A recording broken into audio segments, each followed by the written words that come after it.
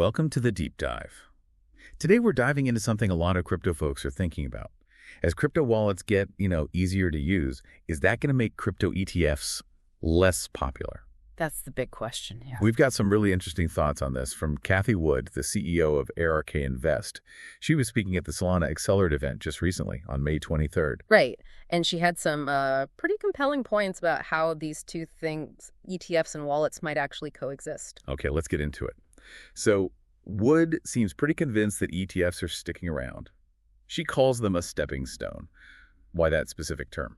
Well, it really boils down to accessibility. For a lot of people, managing crypto wallets feels, complicated.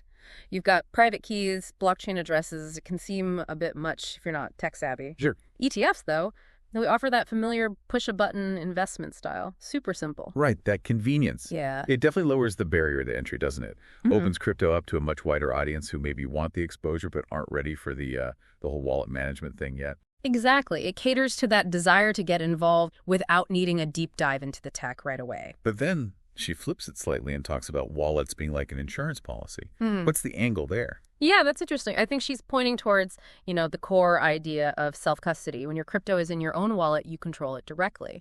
And that can be seen as sort of a protection against potential problems in the traditional financial system. It's about owning it outright, outside the usual channels. Okay, so ETFs are the easy on-ramp within the system, but wallets offer that independence outside it. It's like two different paths serving different needs. Precisely. And we're seeing strong evidence for the ETF path right now, especially with Bitcoin.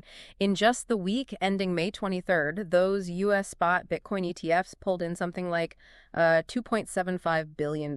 Yeah, $2.75 billion in a week. That's significant. It is. And interestingly, that same week, Bitcoin hit a new all-time high, climbed up to $111,970 on May 22nd.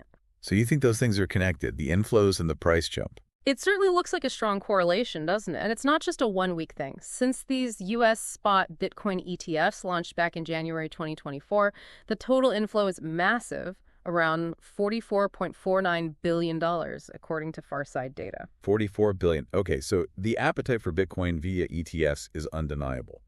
What about Ether ETFs, though? Wood seemed a bit less enthusiastic there, right? Yeah, her take was a bit different. The spot Ether ETFs, they launched in July 2024, and they brought in about $2.77 billion, which sounds like a lot, but she described them as less successful than people were expecting. Why less successful? The main reason she highlighted was the SEC's decision, that's the Securities and Exchange Commission, of course, their decision not to allow staking within these ETFs. Staking. And we saw that play out, didn't we? Didn't the SEC delay Bitwise's application to add staking just around that time, May 21st? Exactly. That delay underscored the regulatory stance. And staking, well, for many people holding Ether, it's a key part of the appeal.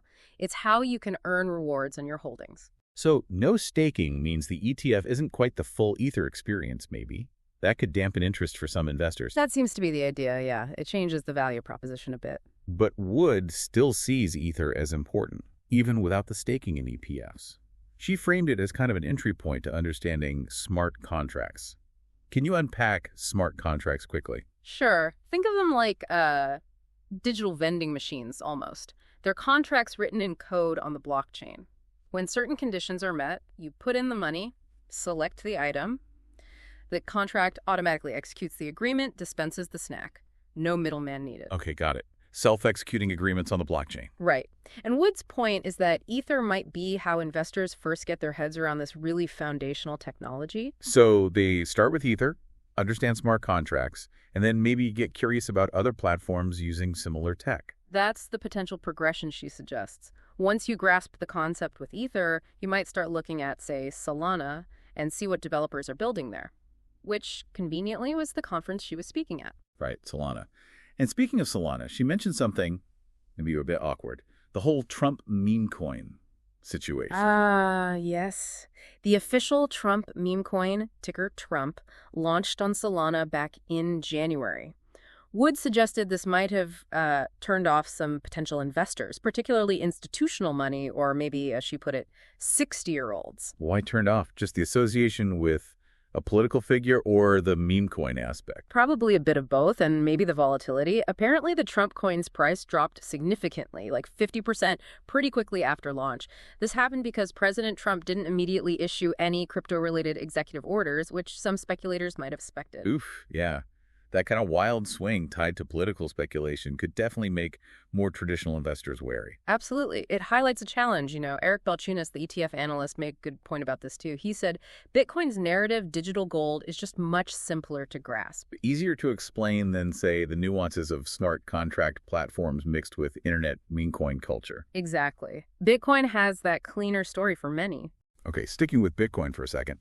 ARK, Wood's firm, they've really upped their price target, haven't they? They have, significantly. Their bull case prediction for Bitcoin by the end of 2030 is now, get this, $2.4 million per coin.